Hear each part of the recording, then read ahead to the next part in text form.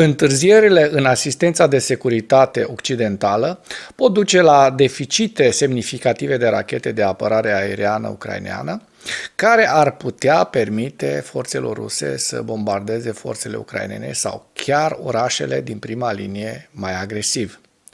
The New York Times a raportat pe 9 februarie că oficialii americani evaluează că stocurile ucrainene de rachete de apărare aeriană se vor epuiza în martie 2024 fără a fi alimentate în continuare de către asistența de securitate occidentală.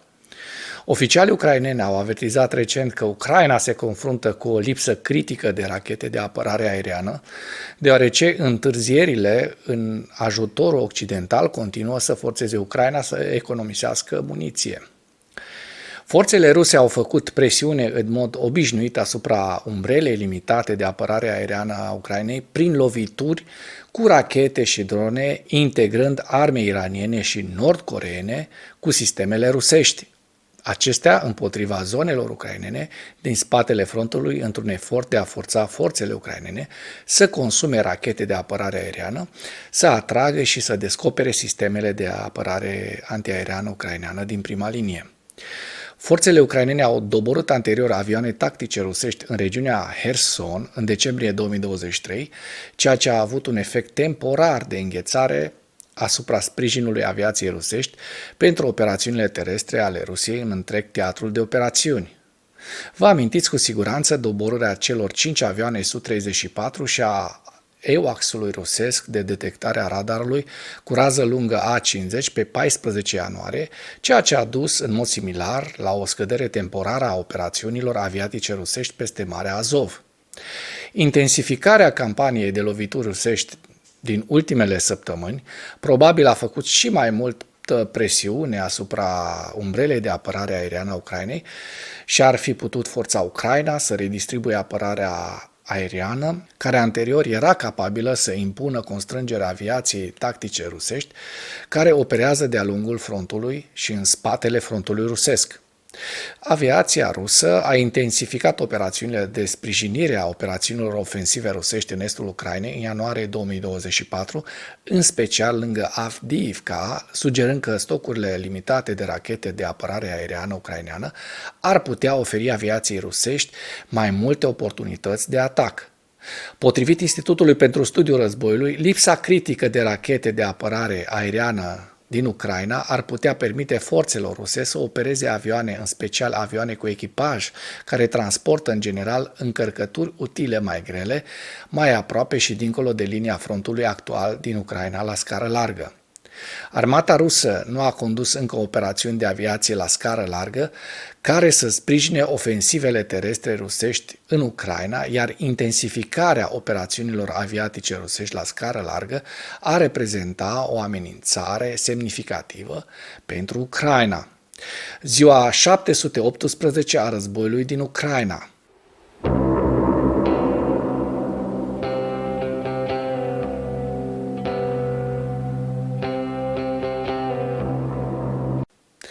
Pentru trompetarii din România și nu numai, am o știre care o să vă încălzească puțin.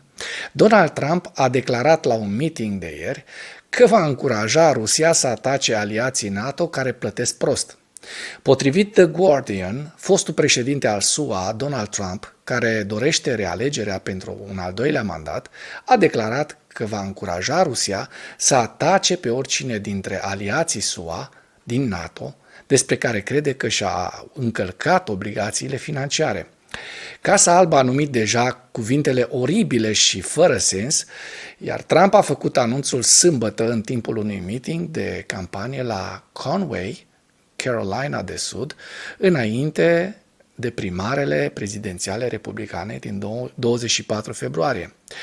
Trump și-a exprimat îngrijorarea cu privire la ajutorul acordat Ucrainei, precum și cu privire la existența NATO, alianța celor 31 de națiuni, pe care Statele Unite s-au angajat să o apere dacă este necesar.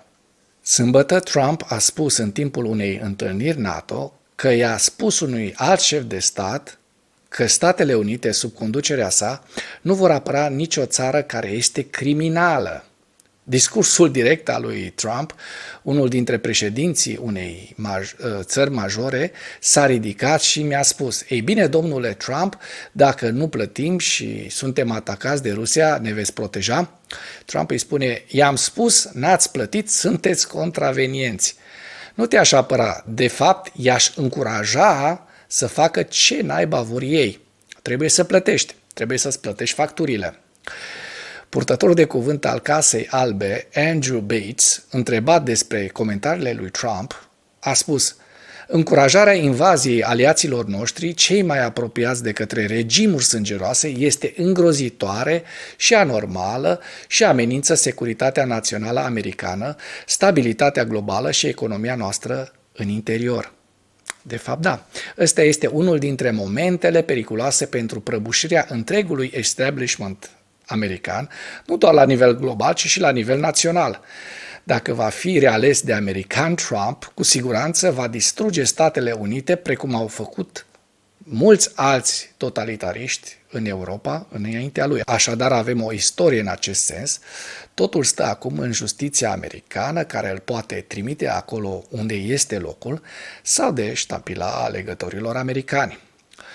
Fără a lupta pentru ele, nicăieri în lume libertatea și democrația nu ne sunt garantate, iar Statele Unite ale Americii nu face excepție de la această regulă. Secretarul general al NATO, Jens Stoltenberg, într-un interviu pentru cotidianul german Welt, a spus că alianța ar trebui să se pregătească pentru o posibilă confruntare de 10 ani cu Rusia, deoarece agresiunea sa se poate extinde și în alte state dacă președintele rus Vladimir Putin va câștiga în Ucraina. Potrivit secretarului general al NATO, industria de apărare ar trebui extinsă rapid, iar descurajarea funcționează doar atunci când inspiră încredere. Alianța Nord-Atlantică nu caută război cu Rusia, dar trebuie să ne pregătim pentru o confruntare care ar putea dura 10 de ani, a spus Stoltenberg. El a subliniat că cea mai bună protecție acum este sprijinul pentru Ucraina și investițiile în potențialul militar al NATO. Trebuie să reconstruim și să extindem rapid baza noastră industrială de apărare, astfel încât să putem crește livrările către Ucraina și să ne realizăm propriile stocuri, a mai spus acesta, explicând ce înseamnă de fapt trecerea rapidă la producția de război. De aceea, secretarul general NATO a cerut o creștere a numărului de comenzi pentru companiile de apărare din Europa și a subliniat că în țările cu economie de piață, producătorii de arme au nevoie de contracte semnate pentru a-și putea crește producția. Stoltenberg a avertizat de asemenea că Putin își pregătește țara pentru un război lung, așa că și Occidentul trebuie să facă mai mult pentru propria sa securitate. În ceea ce urmează vă prezint un slide cu evoluția de ieri a celor mai importante fronturi din Ucraina. Hărțile sunt creația Institutului pentru Studiul Războiului. Pentru mai multe informații, accesați linkurile din comentarii.